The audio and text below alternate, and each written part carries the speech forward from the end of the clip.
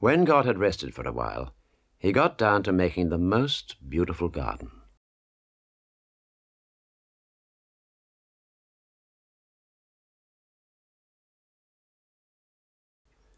He called it the Garden of Eden. It had wonderful trees and flowers. It even had lots of birds and animals in it. Whatever your favorite animal is, it was there.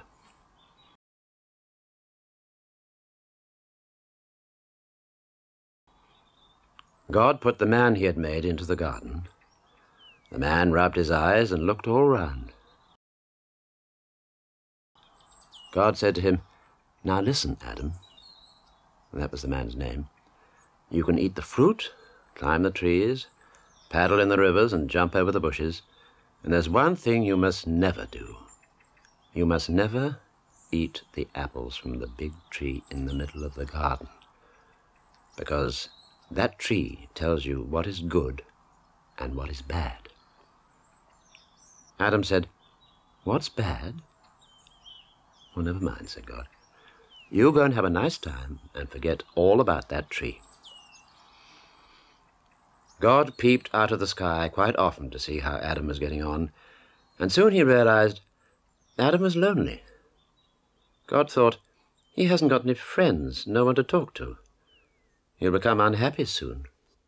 So one night, when Adam was asleep, God made a woman to be a friend for him. He called her Eve.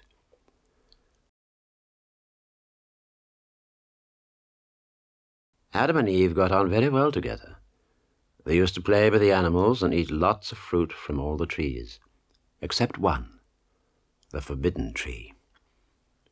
One day they decided to walk to the middle of the garden, and there was the most beautiful apple hanging from this special tree.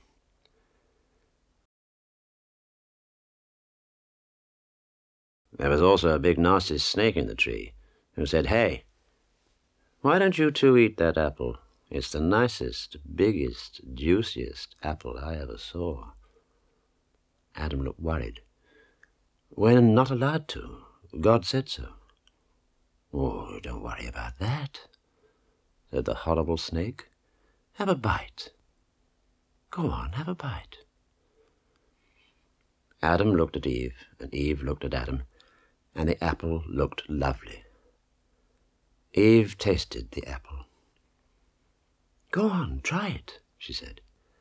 Adam had a bite, and at once felt ashamed because he hadn't any clothes on. It just happened that God was walking in the garden that day, and when Adam and Eve heard him coming up the path, they ran to hide. God was very angry when he found them. "You have eaten the fruit, haven't you?" he demanded. Adam said they had, but explained that the snake said it would be all right.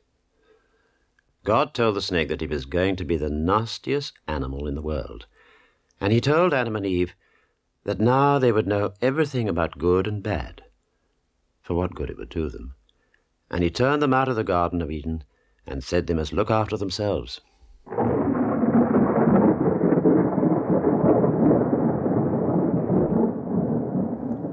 There was a great storm, and God went back to heaven, leaving a flaming sword to make sure nobody touched the tree again.